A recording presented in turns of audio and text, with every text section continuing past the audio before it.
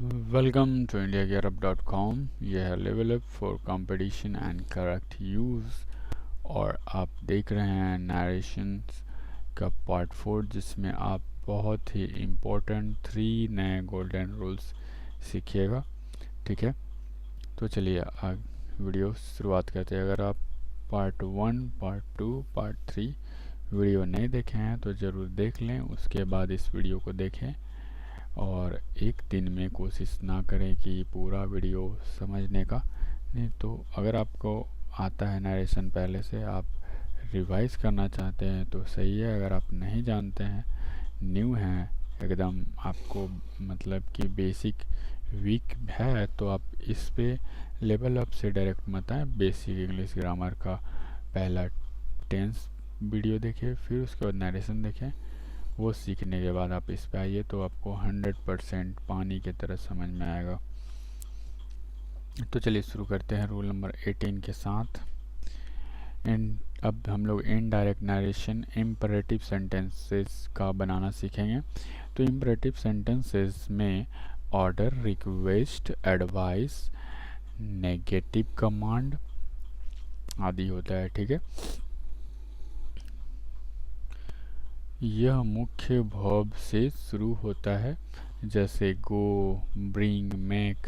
ठीक है, negative command do not, don't से शुरू होता है, जैसे एक एग्जांपल देखिए, Ragini said to her servant bring a glass of water. तो ब्रिंग है, तो ब्रिंग क्या सी वाला शुरू होता है, वर्ब से शुरू हुआ है। ठीक है, तो ये आपका ऑर्डर हुआ एक टाइप से।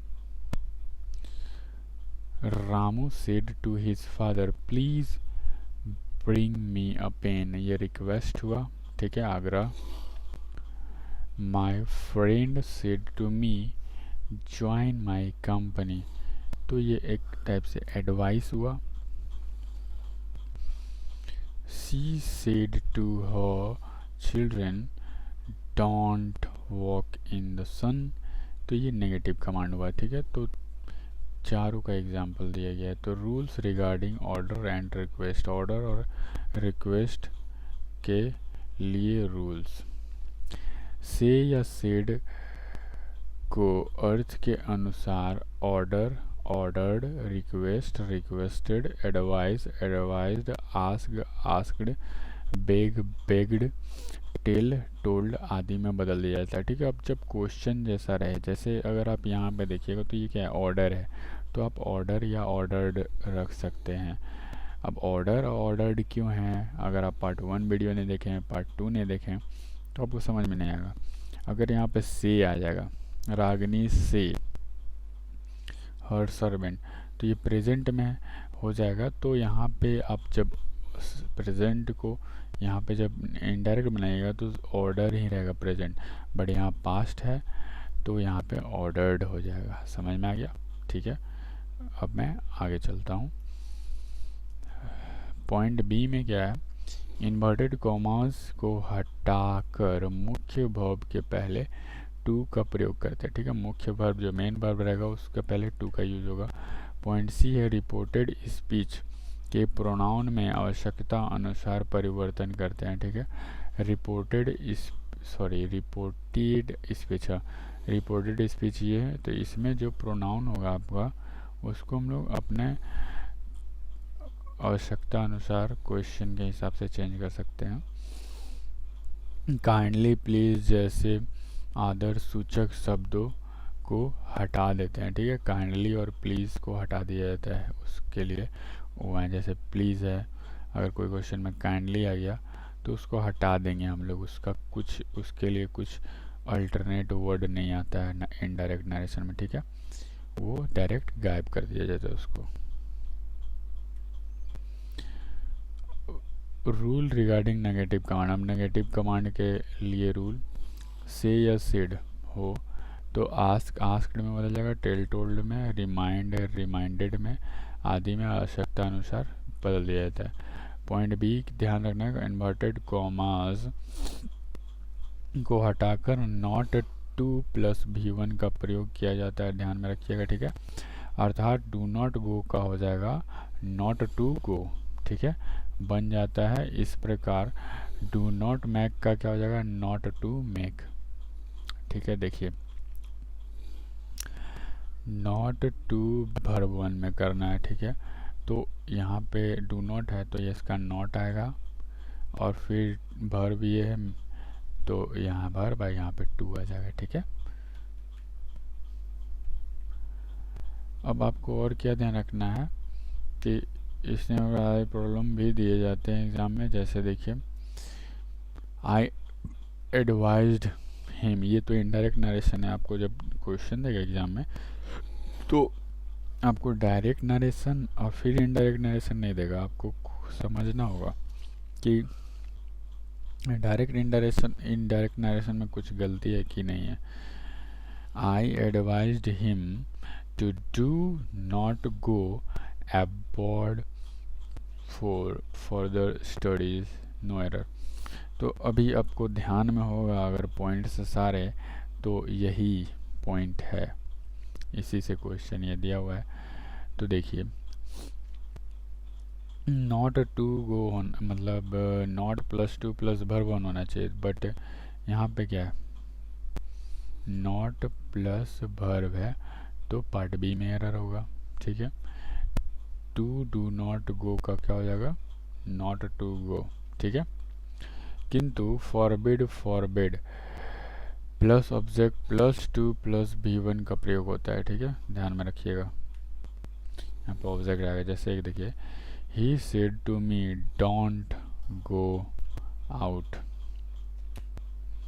तो यहाँ पे क्या आ जाएगा, ये क्वेश्चन है डोंट गो आउट, तो यहाँ पे एक टाइप से आपको मना किया जा रहा है। तो यहाँ पे ये पास्ट में है तो फॉरबिड नहीं हो जाएगा, फॉरबिड ही हो जाएगा। ही फॉरबिड मी, अब क्या होगा, डोंट गो आउट है तो इसका क्या हो जाएगा, डोंट का तो यूज़ नहीं होगा, तो यहाँ पे मी टू गो आउट।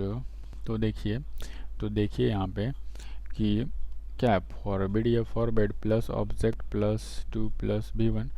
तो यहाँ पे देखिए वही चीज़ है, यहाँ पे आपका ये मी क्या ऑब्जेक्ट है, टू है, वर्ब वन है।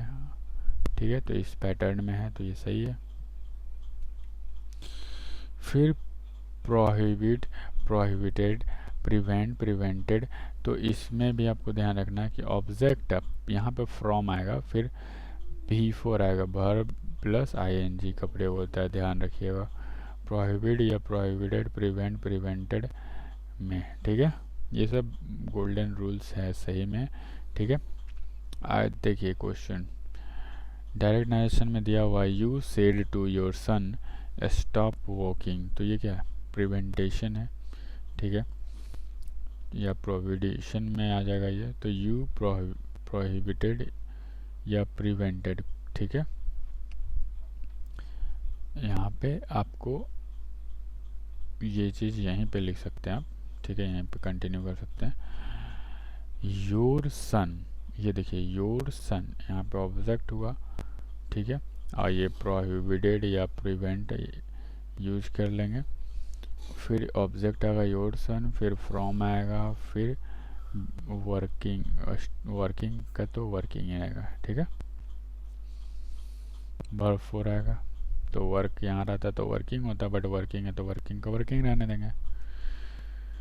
अब इन नियमों का पालन करते हुए टॉपिक प्रारंभ में जो दिया गया है इनडायरेक्ट नरेशन में चेंज करेंगे हम लोग। जो शुरुआत में 4 को था ना उसका, अब मैं पीछे दिखा देता हूँ एक बार। तो देखिए ये 4 क्वेश्चन है। Ragini said to her servant bring a glass of water. Ramu said to his father, please bring me a pen. My friend said to me, join my company. She said to her children, don't walk in the sun. ठीक है, ये 4 था।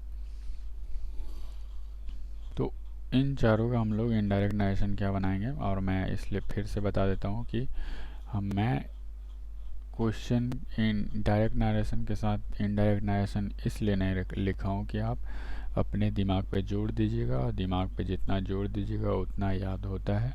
ठीक है, आप compare कीजिएगा पीछे से क्वेश्चन से, और एग्ज़ाम में आपको क्या आएगा, डायरेक्ट इनडायरेक्ट नरेशन। ठीक है, तो इसलिए मैं भी डायरेक्ट इनडायरेक्ट नरेशन यहाँ पे बतला रहा हूँ, और पीछे से आप देख सकते हैं क्वेश्चन, आपको पीडीएफ जो मिलेगा, क्वेश्चन आप एक साथ कर सकते हैं क्वेश्चन, और इस नोट्स को अपने हिसाब से सजा सकते हैं। ठीक है, तो रागिनी ऑर्डर, वहाँ पे ग्लास लाने बोल रही थी तो ऑर्डर की, तो Ragini order her servant to bring a glass of water. ठीक है, ये रूल मैंने अभी सब पॉइंट बताया हुआ है, तो ध्यान में रखिएगा कहाँ टू लगेगा कहाँ नहीं लगेगा। Ramu requested his father to bring him a pen. My friend asked me to join his company. She asked her children not to walk in the sun. Okay, या इसका ये भी बना सकते हैं फॉर बेड से। देखिए, हाँ, she forbid her children to walk in the sun. ठीक है, फॉरबिड से ही हो जाता है मना करना। रूल नंबर 19, लेट से शुरू होने वाले वाक्य का इनडायरेक्ट नरेशन बनाने सीखेंगे अब हम लोग। तो लेट से शुरू होने पे आपको पॉइंट नंबर 1 क्या रखना है, का प्रयोग सलाह देने, टू सजेस्ट प्रस्ताव रखने, या टू प्रपोज के अर्थ में होता है। ठीक है, लेट से यही आपको आज से मतलब निकलता है। ठीक है, दूसरा का अर्थ अनुमति देना। ठीक है, टू अलाउ का अर्थ भी होता है। तो आपका पॉइंट नंबर 1 क्या है, लेट का अर्थ जब सुझाव देना, प्रस्ताव देना हो, तो इसका इनडायरेक्ट नरेशन बनाने के लिए आपको क्या ध्यान देना है, तो आपको ये ध्यान रखना है कि पहले सुझाव देना या प्रस्ताव रखना। तो सुझाव देना मतलब क्या, सजेशन देना, और प्रस्ताव रखना प्रपोज करने के लिए। तो पहला कंडीशन के लिए मैं आपको रूल बताने जा रहा हूँ। तो पहला पॉइंट में आपको ये ध्यान रखना है कि से सेड का हो जाएगा प्रपोज्ड, प्रपोज या प्रपोज्ड, या सजेस्ट या सजेस्टेड में बदल दिया जाएगा। से या रहे, से रहेगा तो प्रपोज या सजेस्ट में, सेड रहेगा तो प्रपोज्ड या सजेस्ट में। ठीक है,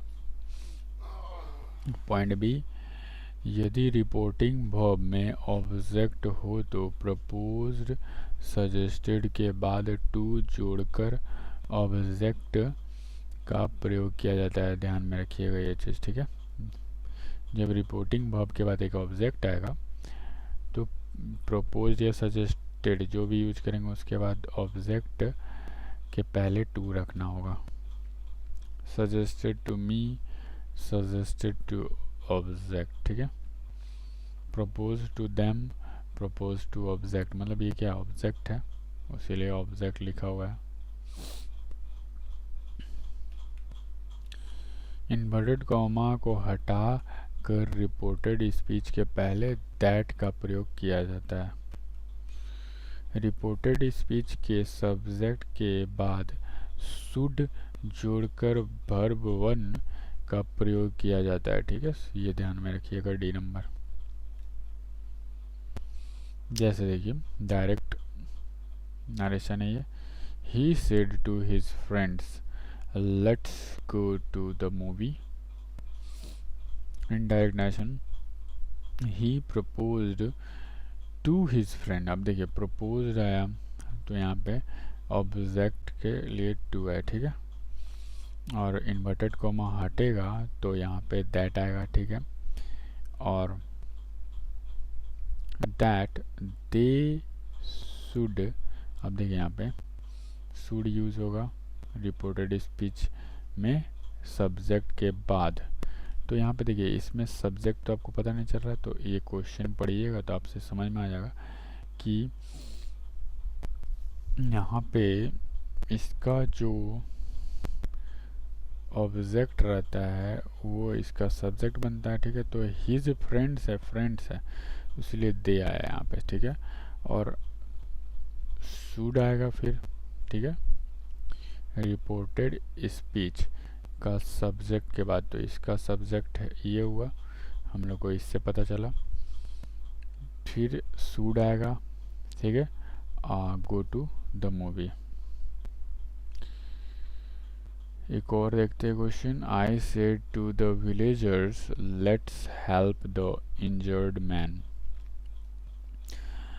तो I suggested to the villagers that, अब देखिए यहाँ पे वी कहाँ से है, तो वी आया है द विलेजर्स से। आई सेड टू विलेजर्स, तो विलेजर्स उस मतलब बोल रहे हैं कि इंजर्ड पर्सन का हेल्प करना है, तो ये लोग भी जाएंगे और ये आई खुद जाएगा, तो इसीलिए यहाँ पे वी लगा, ठीक है। तो इसमें थोड़ा ध्यान देना होगा आपको, कॉमन सेंस वाला चीज़ यूज करना होगा। तो वी और फिर तो शुड आएगा ही ऑब्जेक्ट के बाद, तो शुड सॉरी सब्जेक्ट के बाद, सब्जेक्ट ऑब्जेक्ट बोल रहे हैं, यहाँ पे ये ऑब्जेक्ट है इस और इसके कारण यहाँ पे ये सब्जेक्ट बना है, ठीक है। तो सब्जेक्ट के बाद शुड आएगा, फिर हेल्प द इंजर्ड मैन। आपको ध्यान क्या रखना है, सजेस्ट या प्रपोज्ड के बाद यदि ऑब्जेक्ट नहीं हो तो इनके बाद सीधा वर्ब फोर का प्रयोग भी होता है, ठीक है। जैसे देखिए, she said let's go for a walk, तो she suggested going for a walk, ठीक है, गोइंग इज बिफोर। यहाँ पे देखिए, यहाँ पे ऑब्जेक्ट नहीं है ना, तो direct going for a walk हो गया,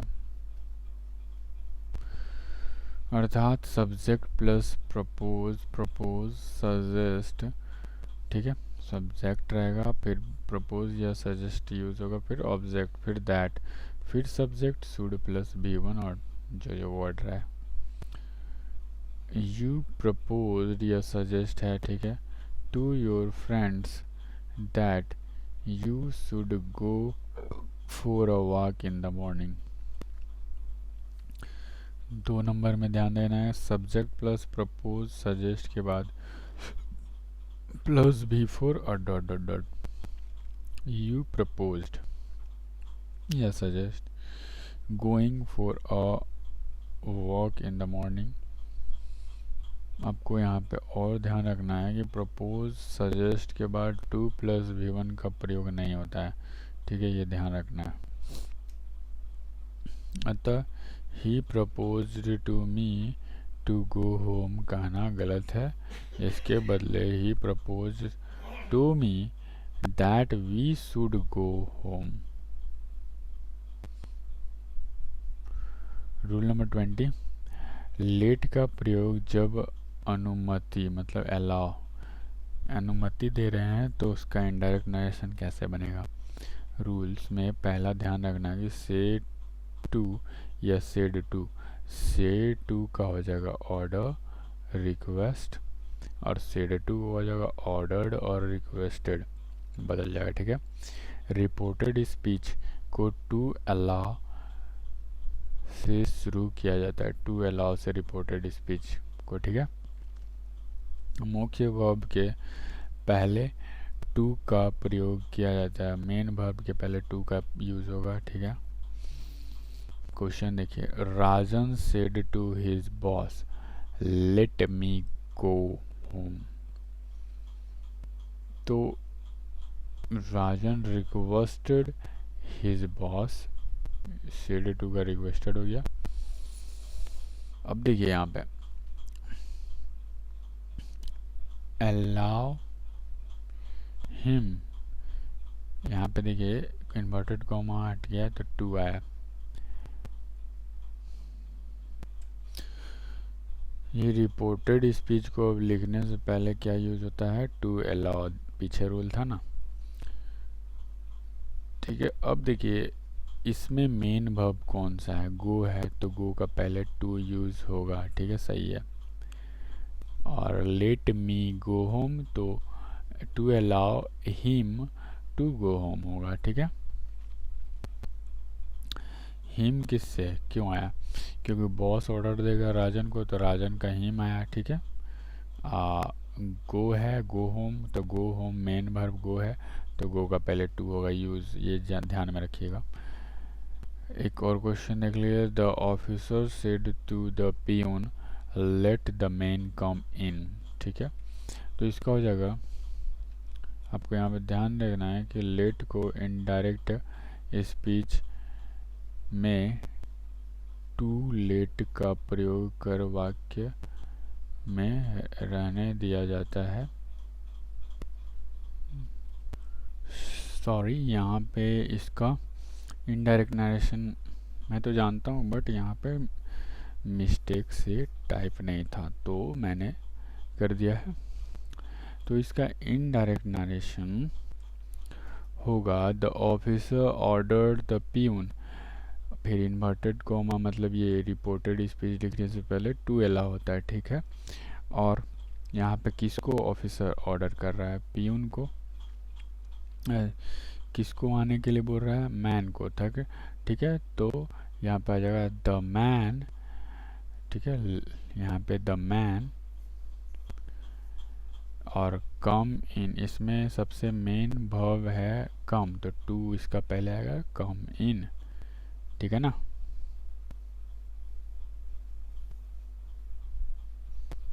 चलिए, आपको अब यहाँ पे ध्यान क्या देना है, लेट को इनडायरेक्ट स्पीच में टू लेट का प्रयोग कर वाक्य में रहने दिया जाता है, ठीक है। तो एक एग्जांपल देख लेते हैं, जैसे Hari said to Seema let the children go to play.